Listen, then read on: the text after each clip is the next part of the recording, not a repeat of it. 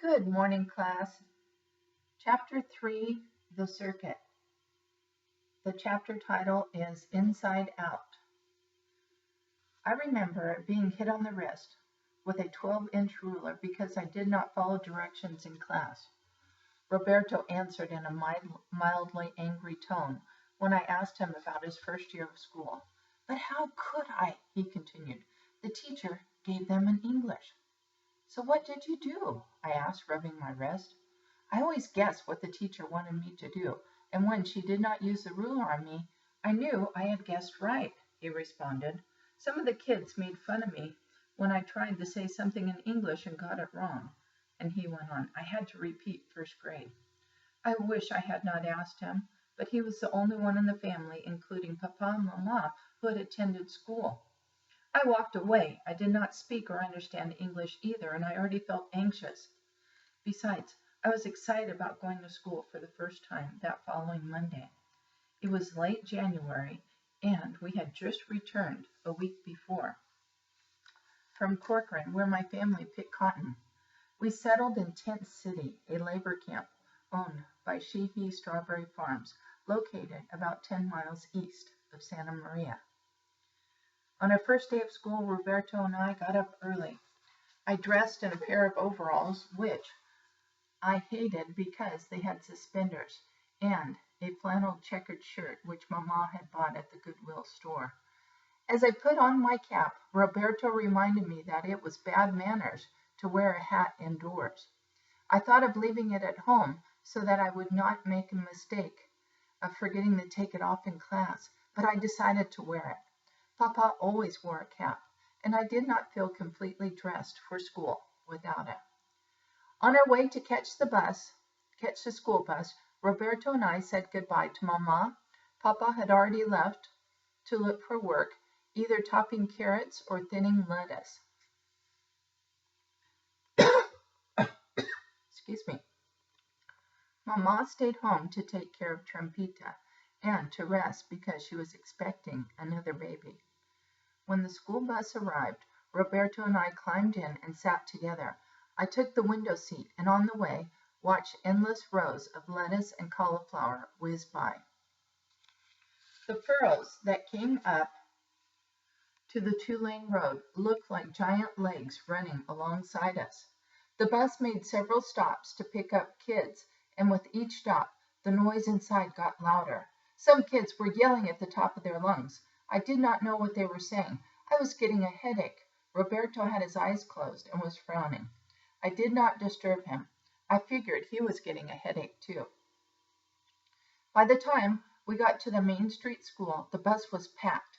The bus driver parked in front of the red brick building and opened the door. We all poured out. Roberto, who had attended the school the year before, accompanied me to the main office, where we met the principal, Mr. Sims, a tall, red-headed man with bushy eyebrows and hairy hands. He patiently listened to Roberto, who, using the little English he knew, managed to enroll me in the first grade. Mr. Sims walked me to the classroom. I liked it as soon as I saw it because, unlike our tent, it had wooden floors, electric lights, and heat. It felt cozy. He introduced me to my teacher, Miss Scalapino, who smiled, repeating my name, Francisco. It was the only word I understood the whole time she and the principal talked. They repeated it each time they glanced at me. After he left, he showed me to my desk, which was at the end of a row of desks closest to the window. There were no other kids in the room yet. I sat at my desk and ran my hand over its wooden top. It was full of scratches and dark, almost black.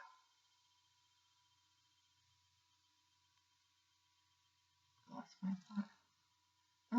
I sat at my desk, ran my hand over its wooden top. It was full of scratches and dark, almost black, ink spots. I opened the top, and inside were a book, a box of crayons, a yellow ruler, a thick pencil, a pair of scissors. To my left, under the window, was a dark wooden counter, the length of the room. On top of it, right next to my desk, was a caterpillar in a large jar. It looked just like the ones I had seen in the fields. It was yellowish green with black bands, and it moved very slowly without making any sound. I was about to put my hand in the jar to touch the caterpillar when the bell rang. All the kids lined up outside the classroom door and then walked in quietly and took their seats. Some of them looked at me and giggled. Embarrassed and nervous, I looked at the caterpillar in the jar. I did this every time someone looked at me. Miss Scalapino started speaking to the class, and I did not understand a word she was saying. The more she spoke, the more anxious I became. By the end of the day, I was very tired of hearing Miss Scalapino talk because the sounds made no sense to me. I thought that perhaps by paying close attention, I would begin to understand, but I did not. I only got a headache, and that night, when I went to bed, I heard her voice in my head.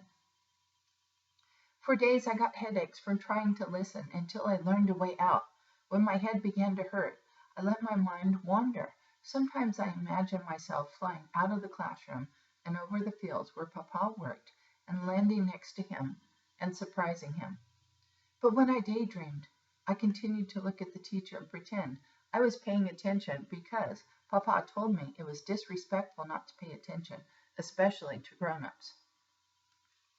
It was easier when Miss Scalapino read to the class from a book with illustrations because I made up my own stories in Spanish based on the pictures. She held the book with both hands above her head and walked around the classroom to make sure everyone got a chance to see the pictures, most of which were of animals.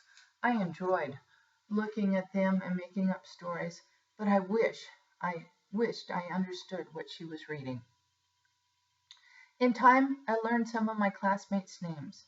The one I heard the most, and therefore learned first, was Curtis. Curtis was the biggest, strongest, and most popular kid in the class. Everyone wanted to be his friend and to play with him. He was always chosen captain when the kids formed teams. Since I was the smallest kid in the class and did not know English, I was chosen last. I preferred to hang out around Arthur, one of the boys who knew a little Spanish. During recess, he and I played on the swings, and I pretended to be a Mexican movie star like Jorge Negrete or Pedro Infante, riding a horse and singing the corridas we often heard on the car radio. I sang them to Arthur as we swung back and forth, going as high as we could. But when I spoke to Arthur in Spanish, and Miss Scalapino heard me, she said, "No!" with body and soul. Her head turned left and right 100 times a second, and her index finger moved from side to side as fast as a windshield wiper on a rainy day. "English, English," she repeated. Arthur avoided me whenever she was around. Often during recess, I stayed with the caterpillar. Sometimes it was hard to spot him because he blended in with the green leaves and twigs. Every day, I brought him leaves from the pepper and the cypress trees that grew on the playground. Just in front of the caterpillar, lying on top of the cabinet, was a picture book of caterpillars and butterflies. I went through it page by page, studying all the pictures and running my fingers lightly over the caterpillars and the bright wings of the butterflies and the many patterns on them. I knew caterpillars turn into butterflies because Roberto had told me, but I wanted to know more.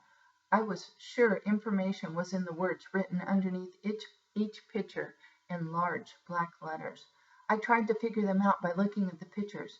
I did so many times that I could close my eyes and see the words, but I could not understand what they meant. My favorite time in school was when we did art, which was every afternoon. The teacher had read to us. Since I did not understand Miss Scalapino when she explained the art lessons, she let me do whatever I wanted. I drew all kinds of animals, but mostly birds and butterflies. I sketched them in pencil and then colored them using every color in my crayon box. Miss Scalapino even tacked one of my drawings up on the board for everyone to see. After a couple weeks, it disappeared, and I did not know how to ask where it had gone. One cold Thursday morning during recess, I was the only kid on the playground without a jacket. Mr. Sims must have noticed I was shivering because that afternoon After school, he took me to his office and pulled out a green jacket from a large cardboard box that was full of used clothes and toys. He handed it to me and gestured for me to try it on. It smelled like graham crackers. I put it on, but it was too big, so he rolled up the sleeves about 2 inches to make it fit. I took it home and showed it off to my parents. They smiled. I liked it because it was green and it hid my suspenders. The next day I was on the playground wearing my new jacket and waiting for the first bell to ring when I saw Curtis coming at me like an angry bull, aiming his head directly at me and pulling his arm straight back with his hands clenched. He stomped up to me and started yelling. I did not understand him, but I knew it had something to do with the jacket because he began to pull on it, trying to take it off me. The next thing I know, he and I were on the ground wrestling. Kids circled around us. I could hear them yelling Curtis's name and something else. I knew I had no choice, but I stubbornly held on to my jacket. He pulled on one of the sleeves so hard that it ripped at the shoulder. He pulled on the right pocket and it ripped. Then Miss Scalapino's face appeared above. She pushed Curtis off me and grabbed me by the back of the collar and picked me up off the ground. It took all the power I had not to cry. On the way to the classroom, Arthur told me that Curtis claimed the jacket was his and that he had lost it at the beginning of the year. He also said that the teacher told Curtis and me that we were being punished. We had to sit on the bench during recess for the rest of the week.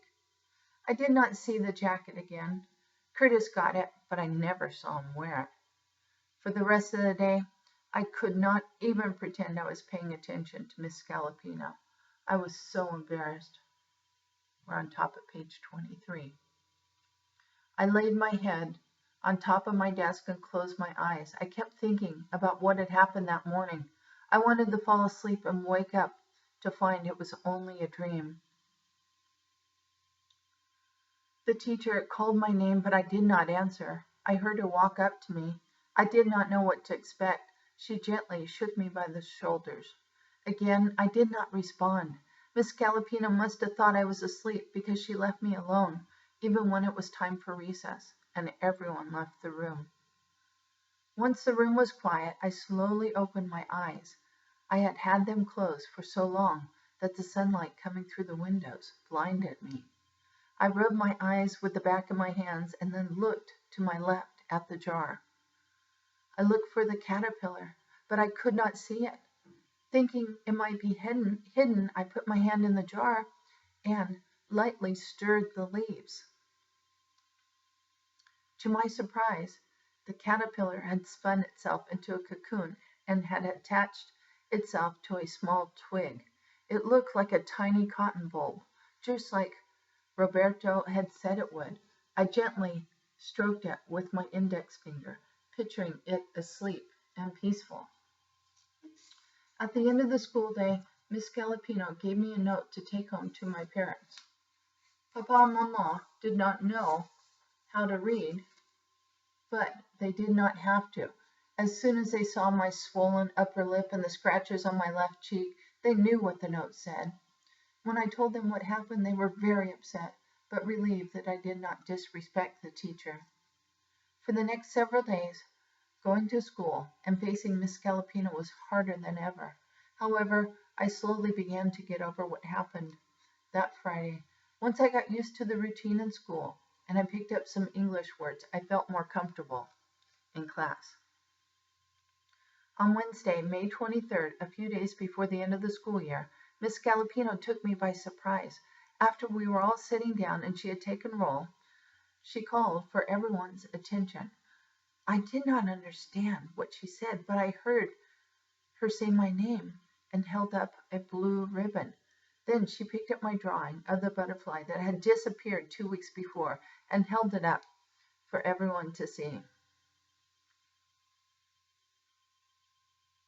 She walked up to me and handed me the drawing and the silk blue ribbon that had a number 1 printed on it in gold. I knew then I had received first prize for my drawing. I felt so proud. I felt like bursting out of my skin. My classmates, including Curtis, stretched their necks to see the ribbon. That afternoon, during our free period, I went over to check on the caterpillar. I turned the jar around, trying to see the cocoon. It was beginning to crack open. I excitedly cried out, "Look! Look!" pointing to it.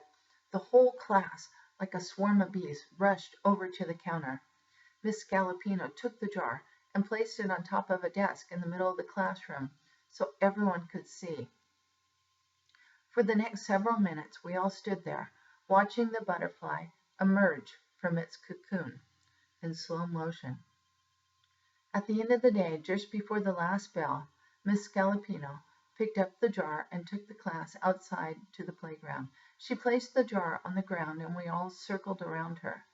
I had a hard time seeing over the other kids, so Miss Scalapino called me and motioned for me to open the jar. I broke through the circle, knelt on the ground, and unscrewed the top. Like magic, the butterfly flew into the air, fluttering its wings up and down. After school, I waited in line for my bus in front of the playground. I proudly carried the blue ribbon in my right hand and the drawing in the other. Arthur and Curtis came up and stood behind me to wait for their bus. Curtis motioned for me to show him the drawing again.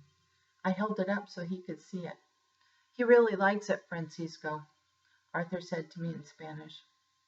"¿Cómo se dice es tuyo in English?" I asked. "It's yours," answered Arthur. "It's yours," I repeated, and I handed the drawing to Curtis.